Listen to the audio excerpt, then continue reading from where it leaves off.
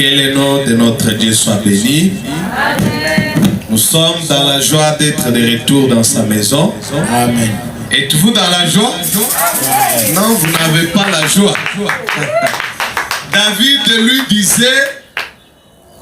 David disait qu'il était dans la joie quand on lui disait d'aller à la maison de Dieu. Et David dit, je demande à l'Éternel une seule chose. Il n'avait pas beaucoup de requêtes. Peut-être nous sommes venus avec plusieurs requêtes à dire à Dieu. Mais David n'avait qu'une seule requête. Que Dieu lui permette de rester et de demeurer dans sa maison chaque jour. Parce qu'il savait que dans la maison de Dieu, lorsque le mauvais jour viendra, le Seigneur les protégera. Alors ce soir, nous sommes dans l'endroit où la Bible appelle l'étendue où éclate la puissance de Dieu. Vous savez, Jacob, il est en train de fuir son frère. Il arrive dans le désert quelque part. Il est fatigué, il dort. Mais Jacob ne savait pas il dormait où. Amen. Vous êtes avec moi ce soir? Jacob ne savait pas il dormait où. Tous les endroits ne sont pas les mêmes. Tous les endroits ne sont pas semblables. Jacob dormait beaucoup d'endroits. Mais le lieu où il a dormi cette nuit-là était différent des autres endroits. Il arrive, il prend une pierre, il met à sa tête. Et pendant son sommeil, il voit le ciel s'ouvrir, les anges monter et descendre. C'est là que Jacob reçoit la révélation. Il dit, Dieu est ici. Et moi, je ne le savais pas. Il dit, c'est ici la maison de Dieu. C'est ici les portes du ciel.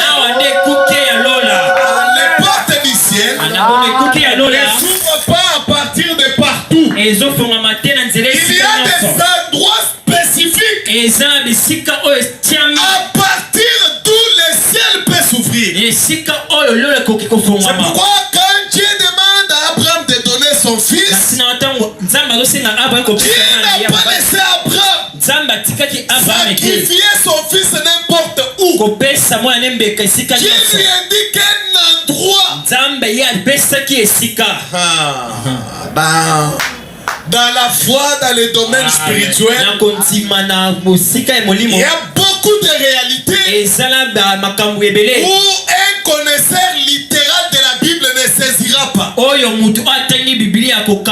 Abraham pouvait sacrifier son fils à la maison. Ça serait toujours un sacrifice. Mais Dieu a dit, va à l'endroit que je t'ai indiqué. Mais pourquoi il fallait seulement cet endroit? Et lorsqu'il fallait construire les temples, il fallait construire seulement là où le fils a été immolé. Même le nouveau temple qui doit être reconstruit, c'est seulement à cet endroit-là. Ce soir, tu es au bon endroit. Un endroit consacré à Dieu. La maison d'exaucement. Amen. Il y avait une femme dans la Bible. Elle n'avait pas d'enfant. On se moquait d'elle. On se riait d'elle. Sa co-épouse se moquait d'elle. Mais cette femme-là, elle est venue dans la maison d'Élie, à l'hôtel d'Élie. Quelle chance nous avons ce soir. Nous sommes venus à l'hôtel d'Élie. Nous ne sommes pas les adorateurs comme tout le monde. Nous nous adorons dans la maison d'Élie. À l'hôtel d'Élie. C'est là qu'il y a l'exaucement aux prières. Alors assurez-vous tant que vous êtes ici que ces 21 jours ne seront pas vains. Mais écoutez, comment vous allez sortir après 21 jours dépendra de vous. Parce que ce que vous êtes venu chercher n'est pas dans les prédicateurs. Cela est en vous. Mais ça dépendra de ton attitude à toi. Ça dépendra de ta persévérance. Ça dépendra du souci que tu as pour la foi. Dieu ne donne pas de choses aux gens qui n'en ont pas besoin. Dieu ne donne pas. Tant que tu n'en auras pas besoin, il ne te les donnera pas. Amen. Dieu donne des réponses aux gens qui ont besoin de réponses. C'est pourquoi Frère Branham a prêché pousser à bout. Tant que les problèmes que j'ai, tant que les problèmes que tu as ne t'a pas encore poussé à bout, oh mon Nzambe, tu ne verras pas Dieu. Alors ce soir, pendant ces 21 jours, ces gens qui se sentent poussés à l'extrême, ces gens qui ont besoin de Dieu, ces gens qui ont besoin d'une intervention surnaturelle, ces gens-là sortiront avec quelque chose. Et ces gens, ils se voient dans leur attitude, dans leur combativité. Vous savez, il y a une femme dans la Bible, c'était la femme syrophénicienne. Elle n'avait qu'une seule fille. Et sa fille est tombée malade. Cette femme n'avait pas de promesse. Elle n'avait aucun droit à Jésus. Mais quand elle a essayé chez tous les médecins et que ça n'a pas tenu, Jésus était la dernière option pour cette femme. Quand elle est venue auprès de Jésus, Jésus lui a dit, je ne te reçois pas. Tu es une chienne. Tu es mauvaise. Tu es péché. Tu n'es pas digne. Mais la femme était une combattante. Elle savait que si Dieu ne répond pas, ça n'est fini de moi. Personne d'autre ne me donnera la solution. La femme a persisté. Si tu as une requête en toi ce soir, il ne faut pas que nous on commence à te pousser pour prier. Ça ne demande même pas qu'on produise beaucoup de bruit aux instruments pour que tu puisses prier. Il y a un bruit dans ton cœur. Dans ton cœur, il y a des larmes qui coulent. Personne n'a besoin de te pousser. Tu es poussé par toi-même. Et c'est cette attitude-là que Dieu bénit. C'est cette soif-là que Dieu comble. S'il y a quelque chose en toi ce soir, il est vu voir Dieu, tu le verras. Vous savez, pour moi c'est la prédication, n'attendez pas quelque chose d'autre. Beaucoup de gens touchaient Jésus. Des milliers de personnes touchaient Jésus. Mais une femme a touché Jésus. Le toucher de cette femme-là était différent de toucher des autres. Jésus a dit, qui m'a touché?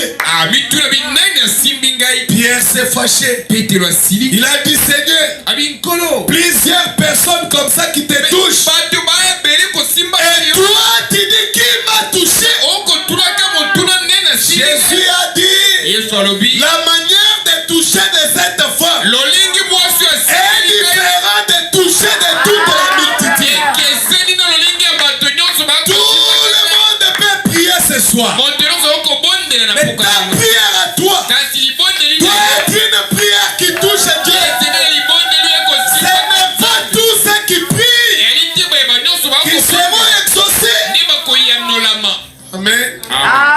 Jésus arrive à la piscine de Bethesda. Il se trouve plusieurs malades.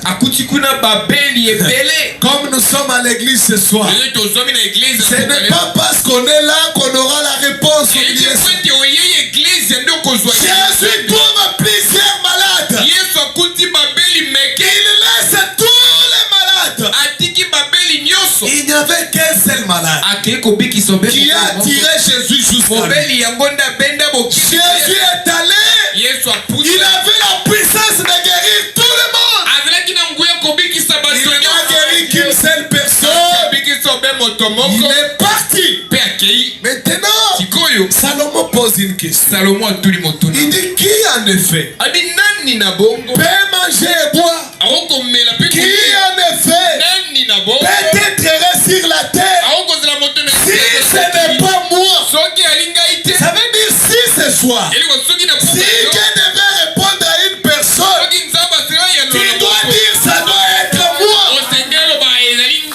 Mais il faut que ta persévérance, ton engagement, ton zèle, ta soif pour la chose, pousse Dieu à s'intéresser. La foi attire les regards de Jésus.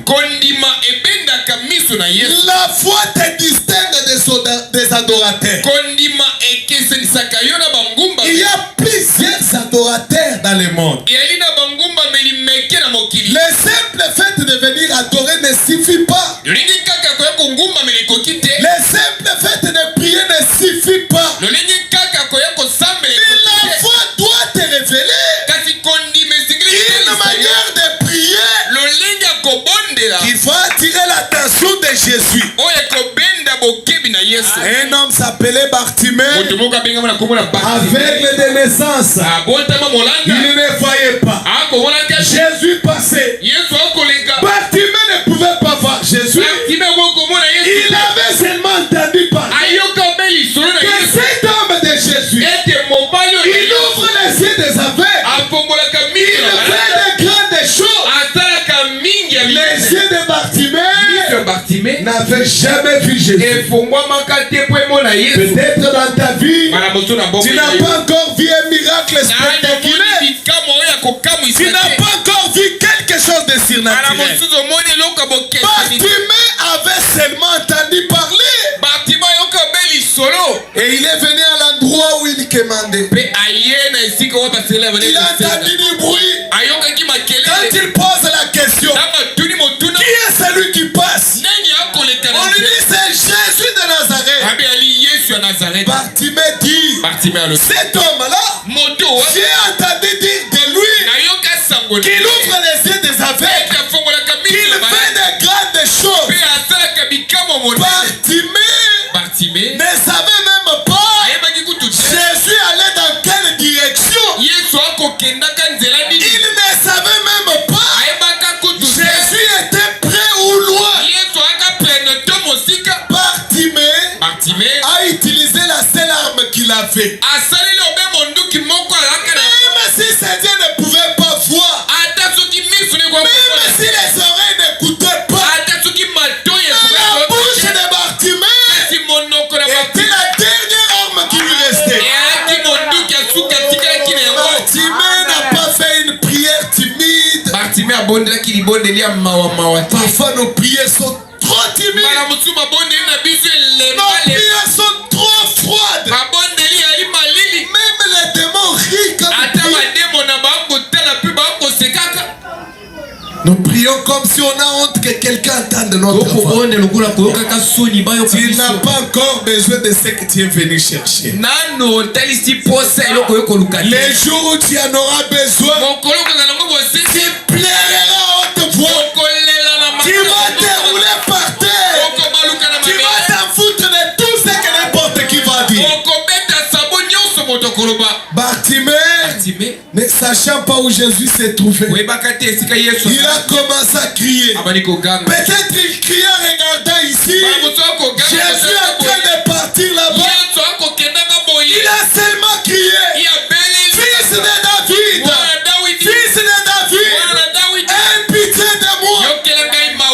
Jésus, peut-être avec la foule qui avait autour de lui, la voix de Bartimée ne pouvait pas atteindre son oreille naturelle. Mais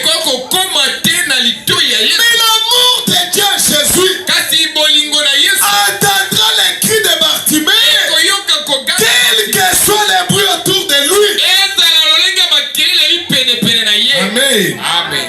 Jésus a dit, il y a une voix qui m'appelle. Pierre pouvait encore dire, Seigneur, avec tous ces bruits autour de toi, tous ces gens qui t'appellent, comment toi tu dis qu'il y a une voix qui t'appelle?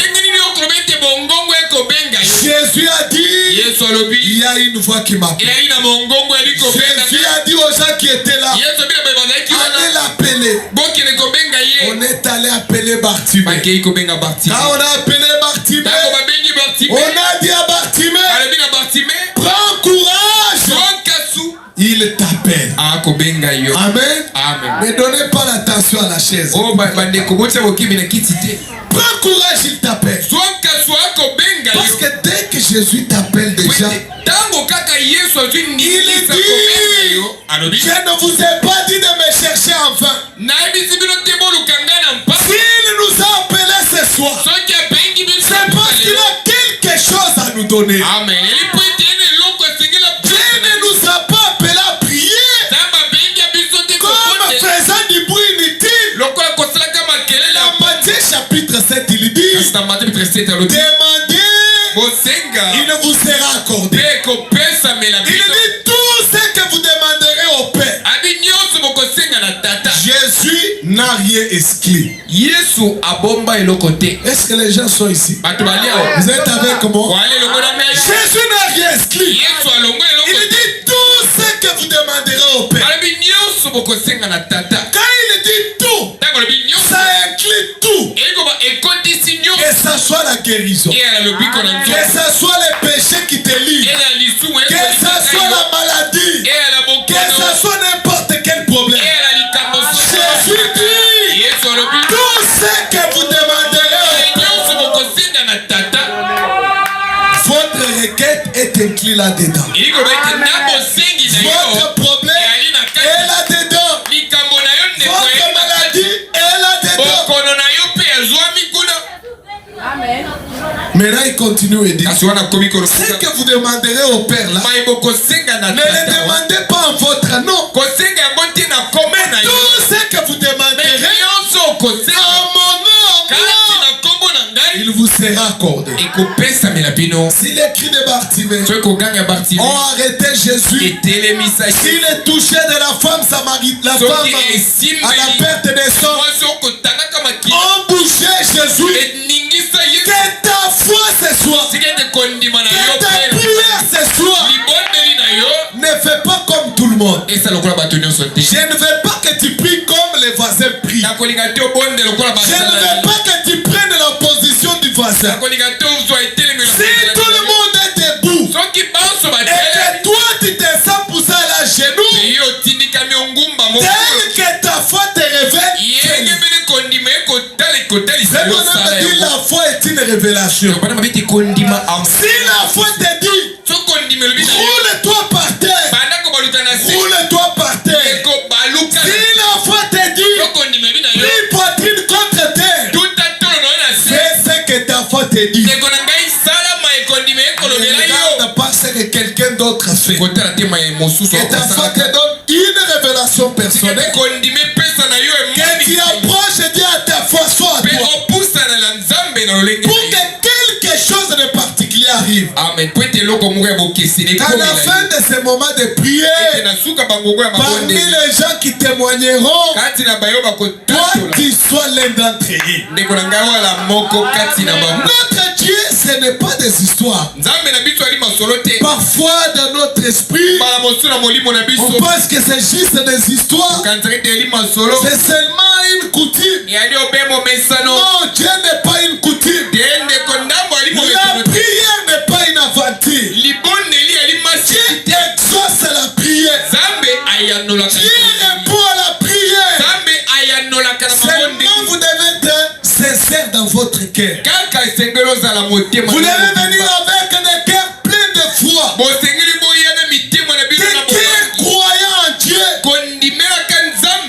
allez voir que Dieu va faire quelque chose. C'est une soirée de prière. On ne va pas prêcher ou prendre beaucoup de temps. Mais disons au moins un mot sur le thème qui a été proposé. Dans Jean chapitre 16. On se met debout, on honore la parole. On dira des 3 mots et puis on va prier.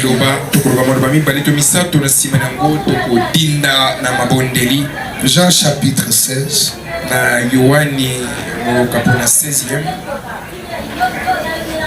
Verset 21, il est écrit. Verset 21,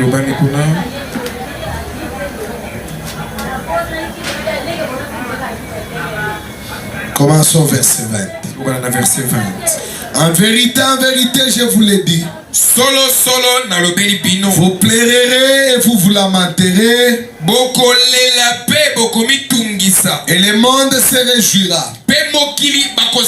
Vous serez dans la tristesse. Mais votre tristesse changera en joie. La femme, lorsqu'elle enfante, éprouve de la tristesse parce que son heure est venue. Mais lorsqu'elle donne le jour à l'enfant, elle ne se souvient plus de la souffrance à cause de la joie qu'elle a de ce qu'un homme est né dans le monde. Vous donc aussi, vous êtes maintenant dans la tristesse, mais je vous réveillerai et votre cœur se réjouira et nul ne vous ravira votre joie. En ce jour-là, vous ne m'interrogerez plus sur rien. En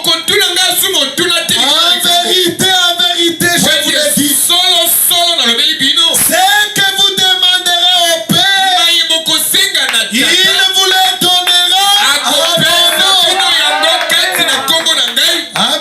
Amen. Verset 24, il dit, jusqu'à présent, vous n'avez rien demandé à mon nom. Tu n'as pas encore prié. Tu n'as pas encore demandé à Dieu. Amen. Il dit jusqu'à présent. Vous n'avez rien demandé à mon nom. Mais demandez.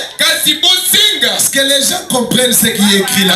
Je vais relire ça. Il dit jusqu'à présent. Yokutu mareketo memela ranzambe. Apesa yo fufu na matembele. Seigneur, pesa na mama refuta loyer. Seigneur, donne-moi l'argent. Donc vu à qui locataire ils ont ça le bien, hein, c'est ça. Toi tu préfères mieux rester locataire. Parfois nous demandons à Dieu de petites choses parce qu'on a peur des grandes choses. On a peur que les grandes choses ne se réalisent parce qu'on pense que les petites choses se réalisent parfois normalement. Quand quelqu'un a le mot de tête, attends, suis paracétamol. Même si je le prends, le mot de tête est si là, un moment qu'on tout passe, dès que tu as le mot de tête, direct pasteur, priez pour moi. Dieu m'a guéri, tu viens témoigner. Mais quand on te dit que tu as le cancer des seins, tu paniques. La foi est partie. Tu ne peux plus croire Dieu. C'est pourquoi Jésus dit, vous n'avez pas encore rien demandé. Il dit, mais demandez. Laissez-moi retrouver l'écriture.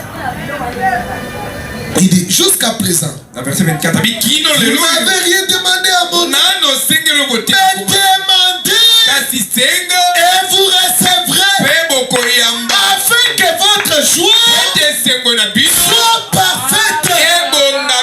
Amen. Assure-nous. Jésus nous encourage. Il dit demandez et vous allez recevoir. Pourquoi? Parce que votre joie doit être parfaite. Amen. Dieu est notre Père. Dieu n'est pas content de nous voir tristes. Il n'y a pas un seul Père.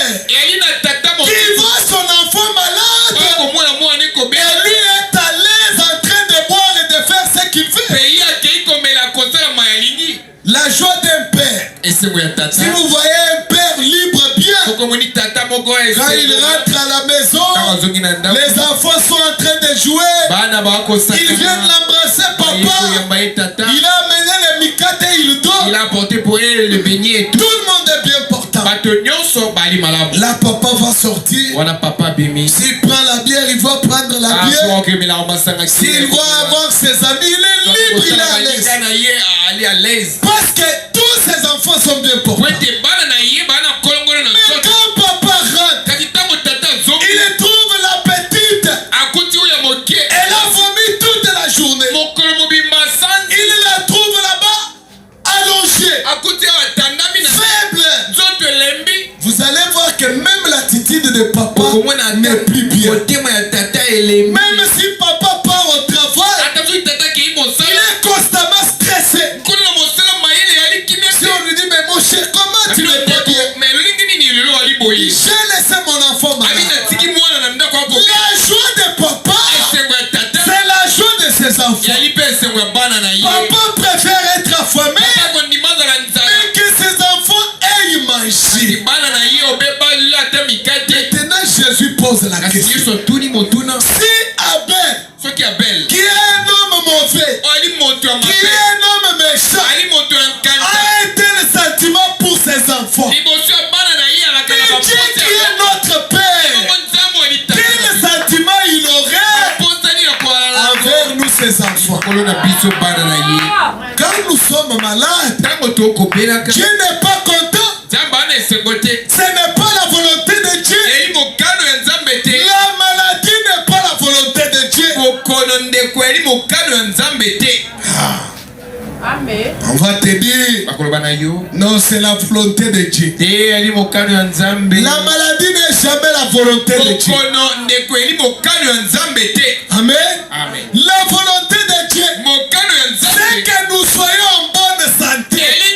La volonté de Dieu, c'est que nous prospérions à tous égards. Mais quand nous sommes malades, ce n'est pas la volonté de Dieu. Amen. Dieu peut le permettre pour un temps de preuve. Sa permission n'est pas sa volonté. Il n'est pas content. C'est comme un père. Moi je voyais mon père, quand j'avais fait une erreur, il venait avec une chicotte. Il me chicotait. Et quand j'ai commencé à pleurer, je voyais la douleur sur le visage de papa. Il allait s'asseoir triste.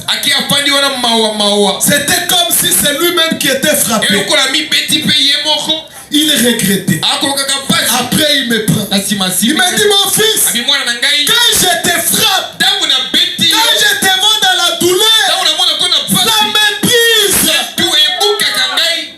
Amen. Même si tu passes par l'épreuve, ça ne fait pas rire Dieu. Le seul désir de Dieu, c'est que notre joie soit parfaite. Amen. Amen. Maintenant, pour que notre joie soit parfaite, Jésus dit, demandez. Et quand vous allez demander, vous allez recevoir. Regardez. Quand moi je rentre chez moi à la maison, je sais déjà que comme je rentre, pour qu'il y ait la paix là-bas à la maison, pour que ça se passe bien, il faut acheter un dolé. Maintenant, quand vous rentrez avec les chasseurs de dolé, on vient vous embrasser, papa. La première des choses, on cherche les chasseurs. Maintenant, la personne qui vient vous embrasser, s'il regarde, il n'y a pas ce sachet-là, personne ne l'a frappé.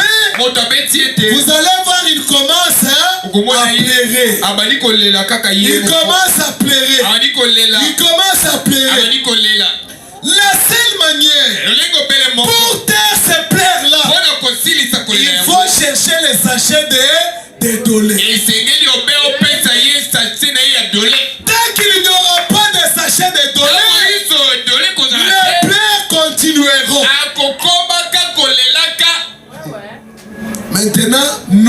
Dieu, quand nous venons avec des problèmes, avec des soucis, lorsqu'il vient, il ne vient pas seulement avec la prédication. Dans le message, on a restreint Dieu à la prédication. On a restreint Dieu à la parole. Mais Jésus, quand il réunissait les gens pour leur prêcher la parole, il s'occupait aussi des besoins physiques. Il disait les gens à qui j'ai prêché, ils sont fatigués, ils sont affamés. Trouvez-leur la nourriture. Pourquoi? Pour que notre joie soit parfaite. C'est cela le besoin de Dieu. Qu'est-ce qui empêche que ta joie soit parfaite? Qu'est-ce qui t'attriste dans ton cœur? Qu'est-ce qui ne te donne pas la paix? Tu n'es pas content. Tu n'es pas heureux. La joie de Dieu, c'est notre joie. Dieu veut voir son fils heureux. Maintenant, ce qui empêche cette joie-là, c'est quoi? Ce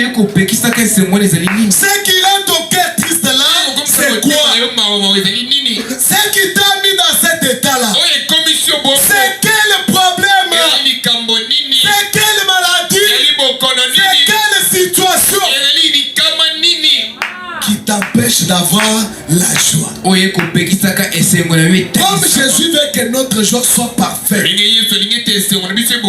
Une joie parfaite, c'est une joie complète. J'ai constamment à cœur de prêcher sur ce thème. Une vie abondante. Il est possible d'être connecté à Dieu et de vivre quand même une bonne vie. Ce n'est pas une vie avec des millions, mais de respirer quand même en Dieu. Qu'est-ce qui t'empêche la joie? Qu'est-ce qui t'empêche la paix? Jésus dit maintenant, pour ces choses-là qui empêchent que votre joie soit parfaite, qu'est-ce que vous devez faire? Il dit demandez. Mais vous ne comprenez pas. Je vois vous êtes distrait déjà. Vous êtes ici. Jésus dit pour ces choses-là qui vous empêchent d'être heureux, qu'est-ce que vous devez faire? Allez pleurnicher.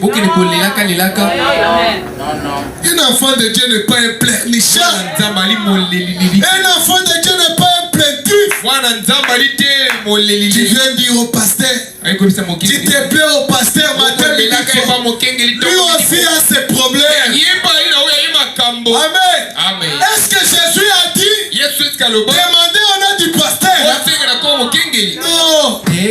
Lui aussi a ses problèmes. Il dit que ces problèmes qui te dérangent, ces soucis-là, amenez-les à lui. Quitte-les lui.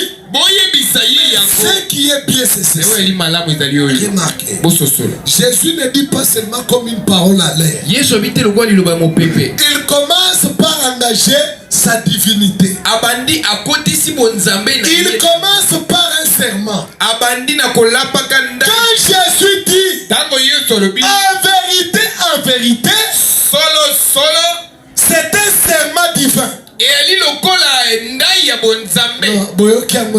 Vous n'avez pas bien sûr. Vous êtes distrait. Lisons Hébreux chapitre 6. On va prier. Chapitre 6. Quand vous entendez Jésus dire en vérité, solo, c'est un serment. Il jure. Laissez-moi retrouver ça. Hébreux chapitre 6 verset 13. Hébreux chapitre 6 verset 13. Lorsque Dieu fit la promesse à Abraham, ne pouvant jurer par un plus grand que lui.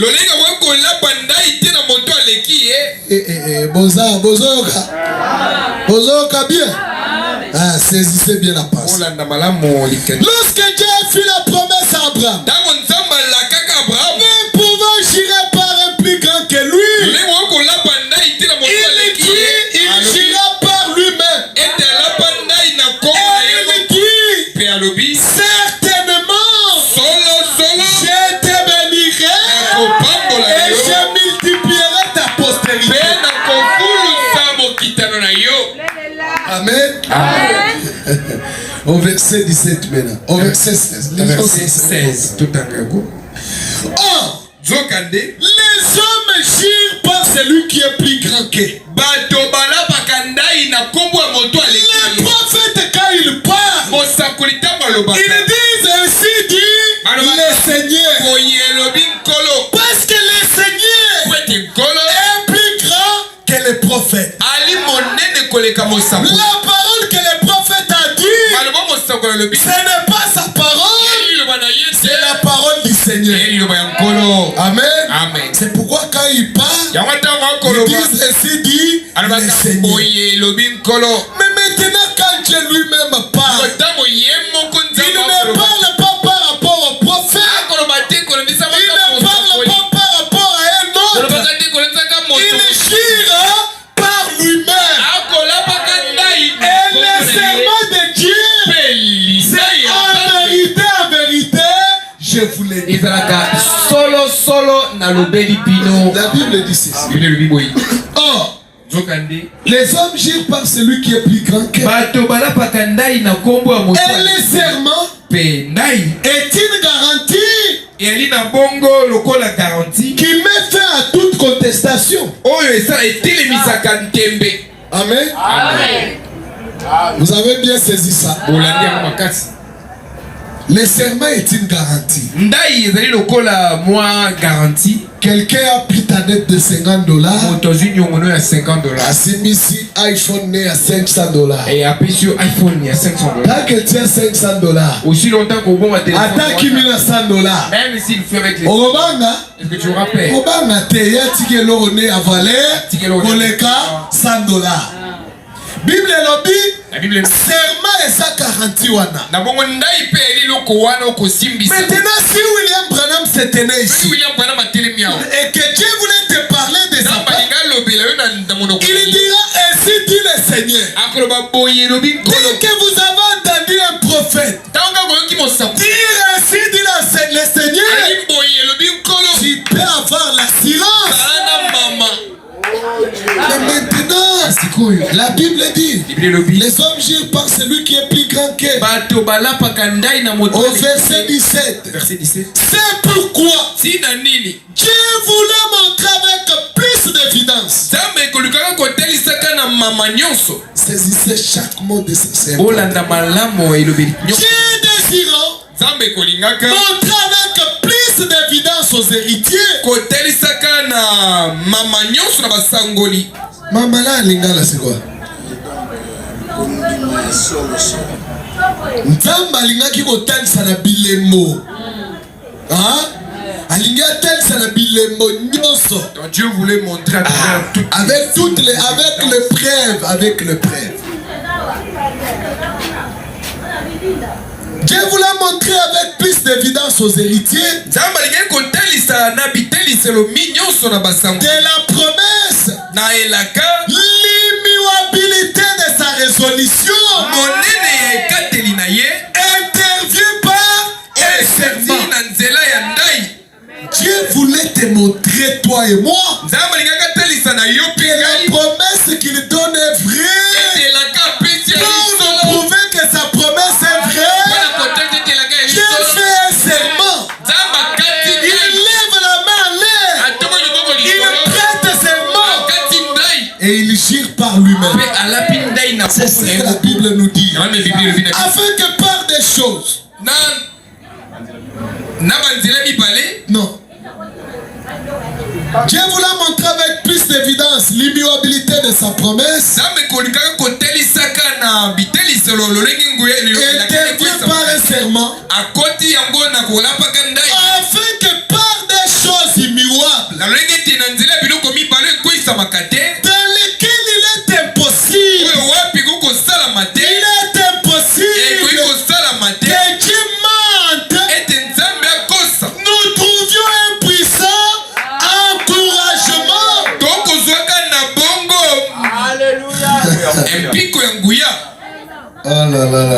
J'aime ça, j'aime la parole, frère. Il dit par des choses. Ces choses qui sont immuables. Quelles sont ces choses-là? Les serments de Dieu et la promesse de Dieu. Le sud du Seigneur n'échoue pas. En vérité, n'échoue jamais. La promesse de Dieu n'échoue pas. Comme nous avons les serments de Dieu, comme nous avons la parole, nous devons trouver un puissant encouragement. Mais qui doivent être encouragés? Écoutez, nous puissions trouver un puissant encouragement. Nous dans les seuls refuges. Oh là là, allez-y frère, j'aime ça. C'est au verset 18. Paul a le Bible.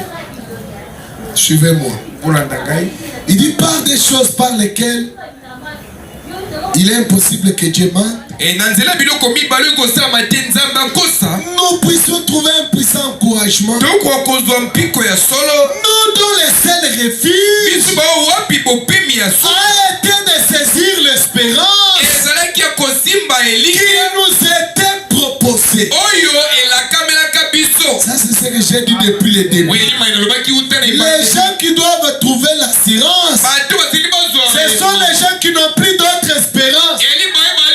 Les sans espoir, les cas difficiles, les cas impossibles, ceux qui ont fait tous les efforts et ça n'a pas marché. Ceux qui souffrent de maladies que les médecins ne guérissent pas.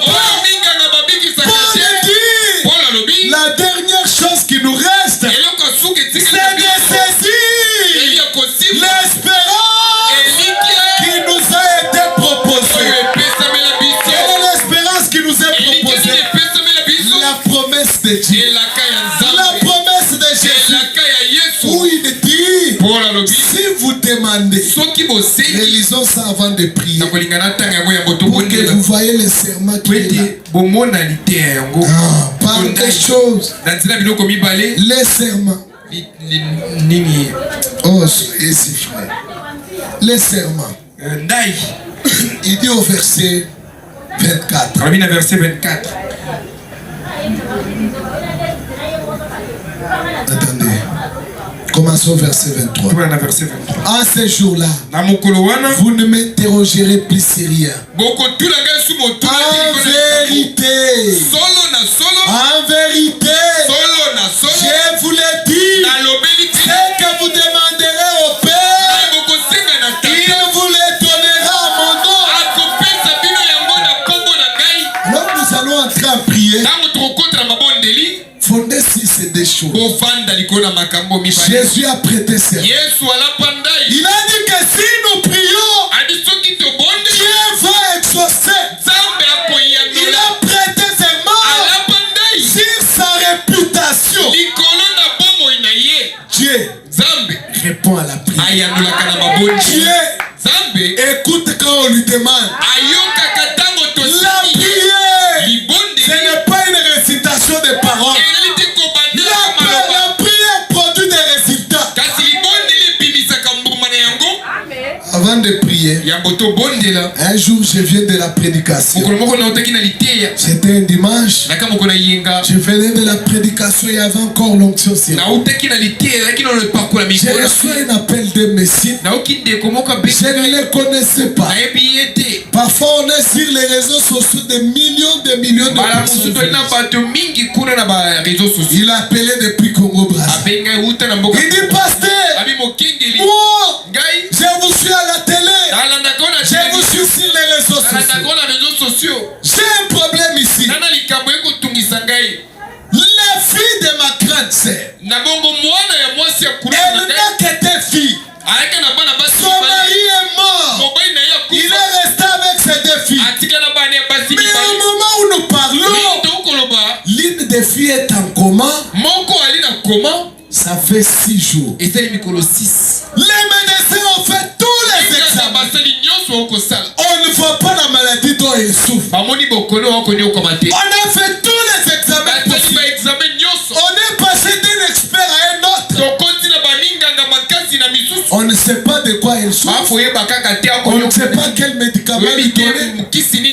Elle est en coma, sous respiration artificielle. On est au bout des souffles. Est-ce que tu as le numéro de pasteur Baouti? Je n'ai pas le numéro de pasteur Baouti. Là du pasteur. Priez. Je crois que ton Dieu, c'est le même Dieu que Baouti a. Priez. Je suis arrivé à la maison. Il y a des requêtes qui viennent au bon moment, qui trouvent de la chaleur spirituelle. Je suis arrivé à la maison, j'ai déposé ce que j'avais. Je suis allé à un endroit où j'ai prié. Je suis arrivé, j'ai commencé à prier. J'ai dit Seigneur, les médecins ne savent pas, mais toi tu sais. La guérison ne vient pas de médicaments. La guérison vient de toi.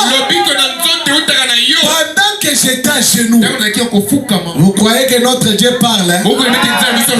Notre Dieu parle. Le Seigneur m'a parlé. Il m'a dit faut leur dire que demain la fille sortira du coma. Elle va guérir progressivement. Je suis rentré. J'ai pris le téléphone. J'ai dit frère, ce n'est pas moi qui l'ai dit. C'est le Seigneur qui l'a dit. Va dire à ta grande sœur que sa fille ne mourra pas. Elle guérira. Mais sa guérison sera progressive. Je rentre. Je dors. À 4h du matin, ce qui me réveille, c'est un appel. L'homme qui est au bout du fil n'arrive pas à parler. Il dit pasteur, pour la première fois, notre fille a bougé la jambe et les bras. Elle a commencé à respirer normalement. Les médecins sont venus. Mais qu'est-ce qui s'est passé? Elle ne bouge qu'une seule jambe et un seul bras. Tout ce que Dieu commence, il ne laisse pas ça au milieu. S'il a commencé à toi, il amènera ça jusqu'à la fin. Les médecins sont venus. Ils ont enlevé les bonbons. Il ne bougeait qu'une seule jambe, un seul bras. Les messieurs étaient au téléphone. Pasteur, maintenant on fait quoi? J'ai dit vous ne faites rien. Laissez les médecins faire leur travail. Laissons Dieu faire. 3 jours après, la fille se réveille. Elle bouge tout le corps. Les médecins disent on va refaire les examens. Quand on fait les examens, on trouve que la fille avait une petite infection urinaire. Vous savez, les médecins se sont retrouvés même. On n'est pas intelligent. Une petite infection urinaire. Ça veut dire la maladie la plus grave là. Le problème le plus impossible. Dieu, lorsqu'il prend ça, il rapetisse ses problèmes. Il laisse ça au niveau des médecins. Il descend les grands problèmes. Pourquoi dans la promesse de Dieu, nous devons trouver un puissant encouragement? Si tu étais déjà découragé, si tu te disais, pour moi ça n'est fini, ce n'est pas encore fini. Tant que Dieu n'a pas dit, nous nous levons, encouragés par la promesse. Et il y a la foi que la promesse est vraie. Celui qui a fait la promesse ne se redit pas. Il est capable de faire ce qu'il a promis. Il peut répondre à la prière. Prie avec foi. On s'élève, on s'élève. On s'élève. Donnez-nous la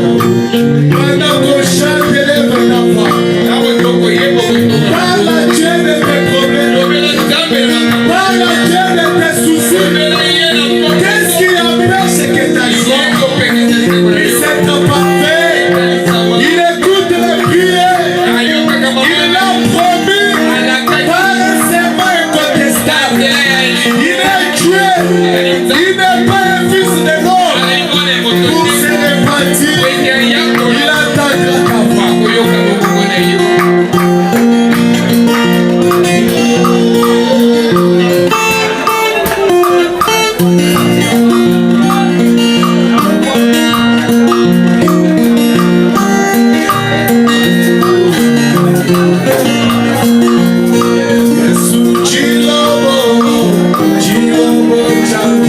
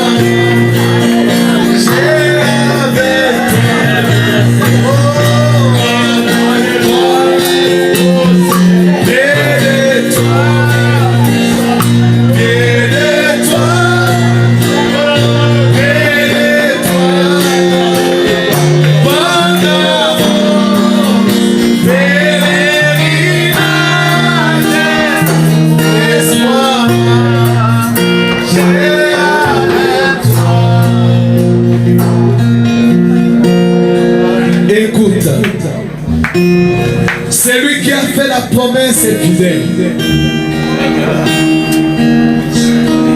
Il n'est pas un fils d'homme pour se repentir. Il est Dieu. Et ses promesses sont vraies. C'est que sa bouche déclare. Sa main est capable de l'accomplir.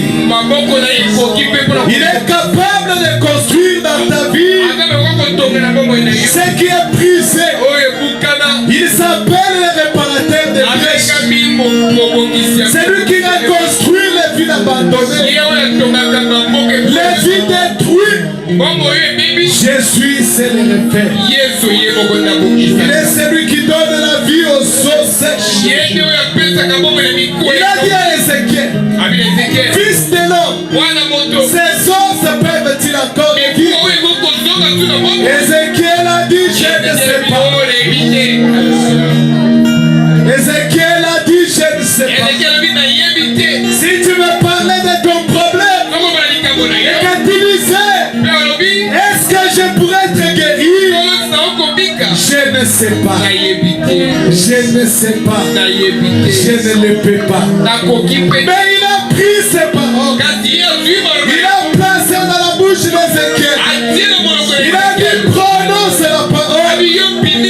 Lorsque Ézéchiel a prononcé ses paroles, non pas la parole d'Ézéchiel, la parole du Seigneur,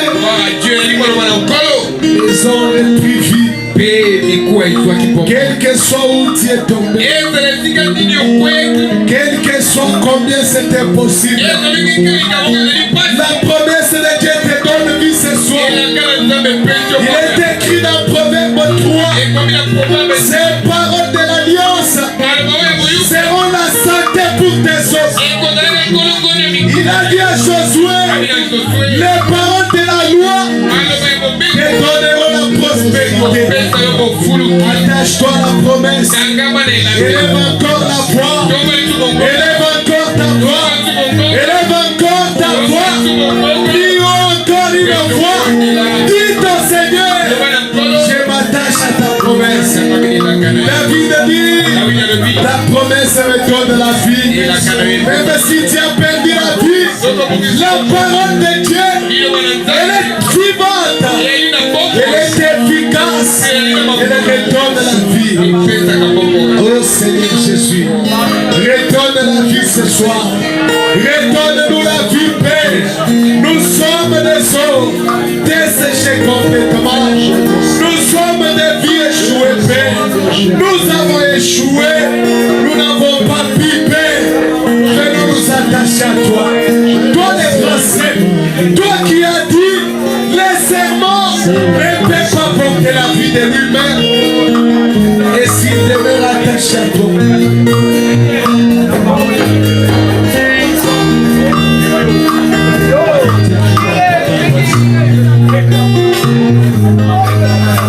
c'est toi El Shaddai. C'est toi El Shaddai. C'est lui qui a la vie en abondance. Si tes enfants sont affaiblis, tu peux nous redonner encore une vie ce soir, Père. Parce que tu as la vie en abondance, Père.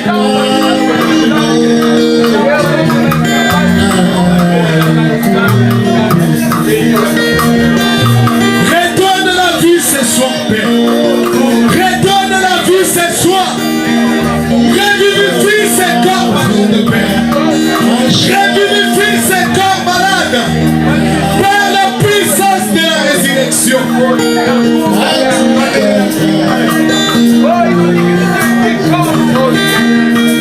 Donne-nous de nouveaux témoignages, Père. Nous voulons écrire un nouveau livre avec toi, Père. Nous voulons rédiger de nouveaux témoignages avec toi.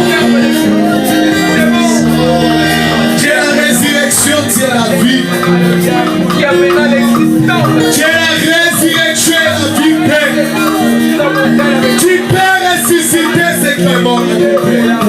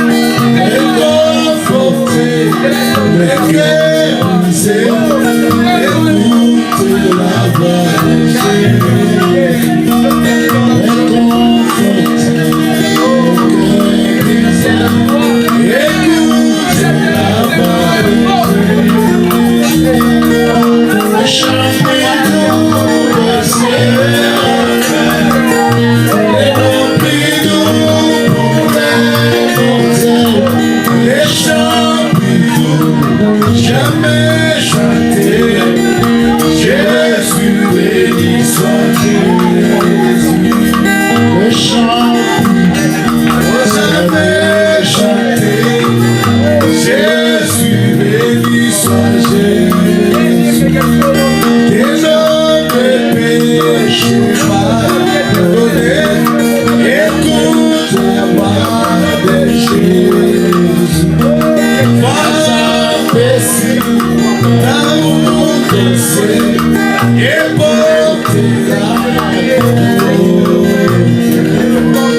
les chapitres, les séraphins, les lampions, pour les mortels, les chants, jamais chanter. Jésus